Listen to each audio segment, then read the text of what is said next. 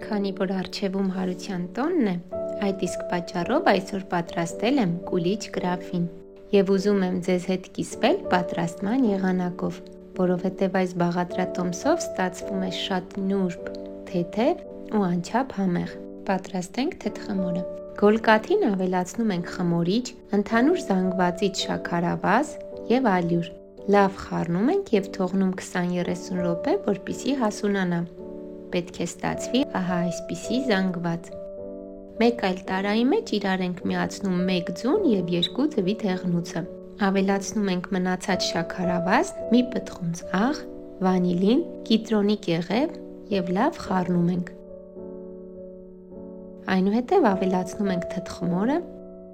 և մաղով անց ենք կացնում ալյուրը։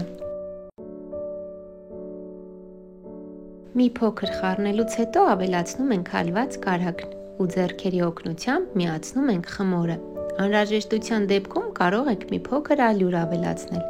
Պետք է ստացվի շատ փափուկ, ձեռքերին մի թեթև կպչող խմոր։ Ծածկում ենք խմորն ու թողնում 1.5-ից 2 ժամ գոլ տեղում։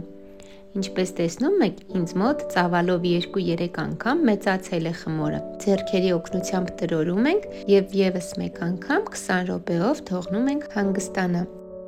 Որից հետո բաժանում ենք 3 փոքր գնդիկների և յուրաքանչյուր գնդիկ բացում ուղղանկյունաձև։ Պատում ենք կարագով ու տարածում մեր ամենասիրելի չրերի տեսականին, որից հետո փաթաթում ենք ռուլետանման։ Կտրում ենք ռուլետը երկարությամբ 2 մասի, բայց մի կողմում 2-3 սանտիմետր թողնում ենք, չենք առանձնացնում։